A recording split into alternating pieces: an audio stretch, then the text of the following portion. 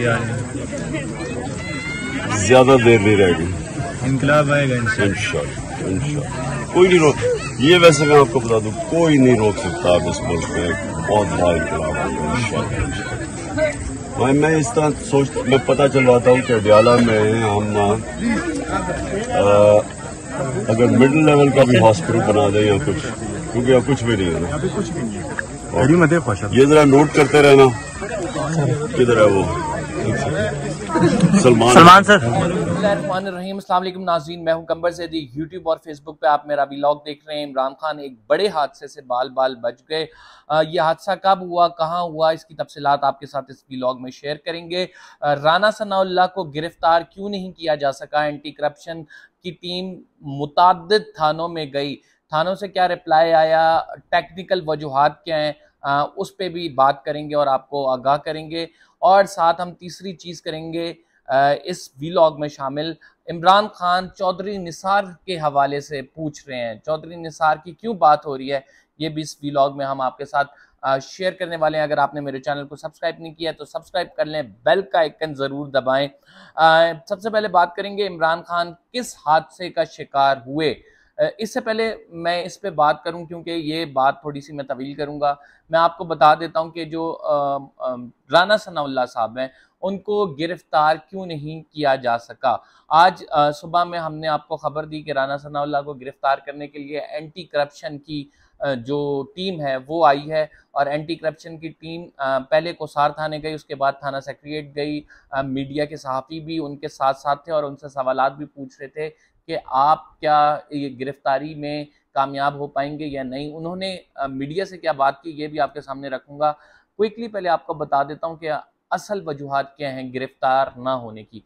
देखिए, राना सनाउल्लाह इस टाइम वजीर दाखिला हैं और वजीर दाखिला को गिरफ्तार करना नामुमकिन है, लेकिन जुडिशल मैजिस्ट्रेट के ऑर्डर्स हैं और जुडिशल मैजिस्ट्रेट के ऑर्डर्स को जो है वो फॉलो करना पड़ता है। एंटी करप्शन ने ये दरख्वास्त दायर की थी और एंटी करप्शन की दरख्वास्त मंजूर करते हुए एक मुकदमे में शामिल तफ्तीश करना था राना साहब को। राना साहब वहाँ पे अपेयर नहीं हो रहे थे, इस वजह से इस पर फैसला आया कि उनके वारंट्स गिरफ्तारी जारी किए।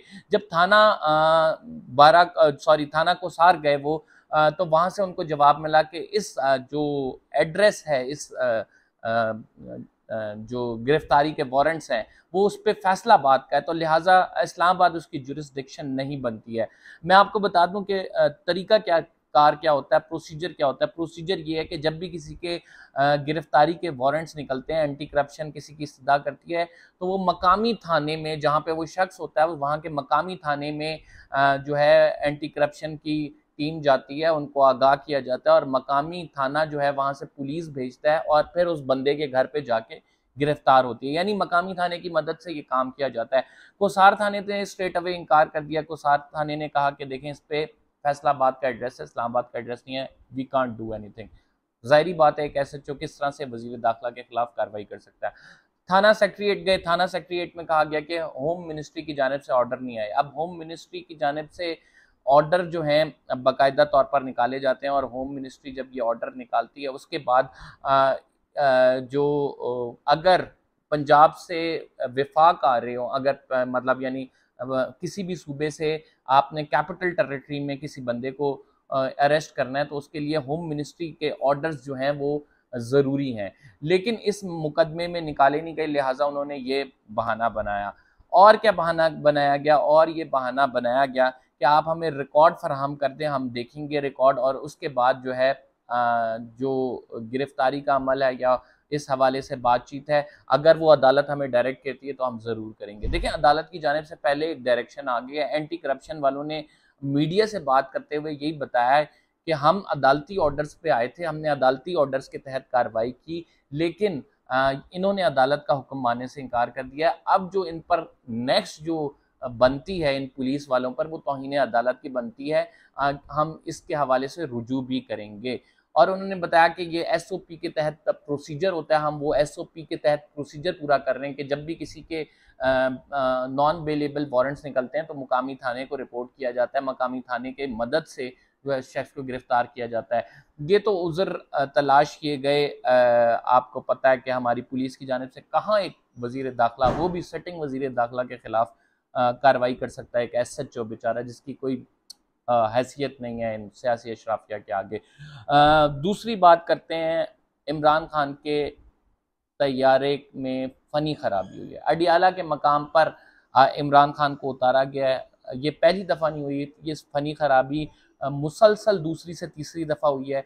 ये फ़नी खराबी क्यों हो रही है, इस हवाले से बाकायदा तौर पर तहकीकात होनी चाहिए। इमरान खान की जो मकबूलियत है, इमरान खान जिस पाए के लीडर हैं राइट नाउ, उस बार बार फ़नी खराबी होना किसी भी त्यारे में, ये एक आप कह सकते हैं बहुत संजीदा अमल है।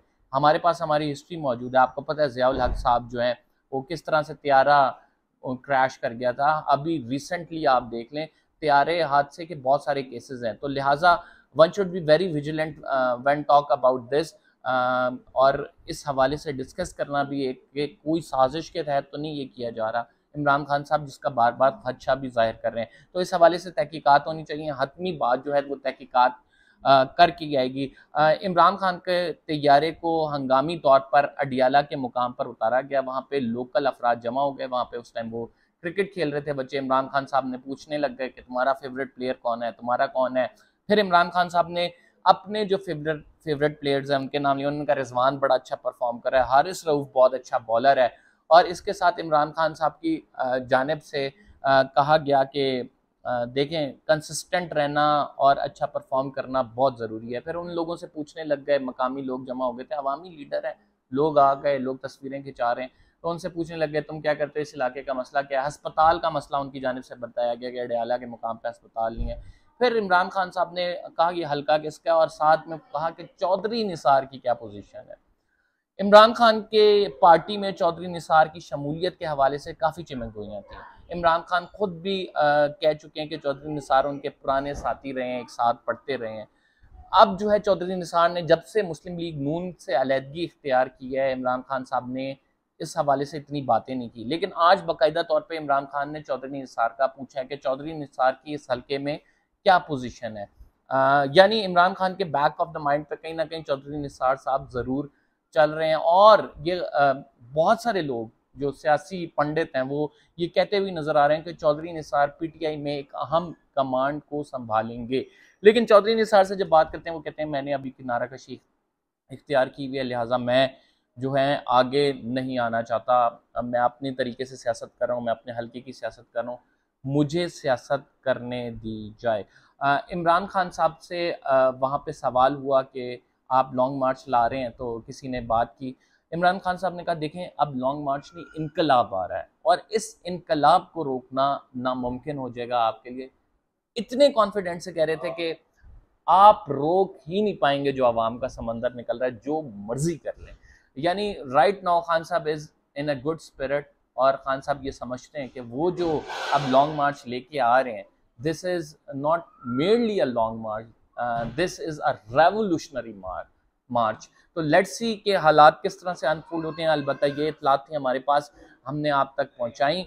अगर आपको हमारी वीडियो पसंद आई है, बेल का आइकन ज़रूर दबाएं। जो भी अपडेट्स होंगी, जो भी खबरें होंगी, हम आप तक ज़रूर पहुंचाने की कोशिश करेंगे। कंबर ज़ैदी को सब्सक्राइब ज़रूर कीजिए। इंशाल्लाह नेक्स्ट व्लॉग में आपसे मुलाकात होगी। फ़िलहाल के लिए इतना ही। अल्लाह हाफ़िज़।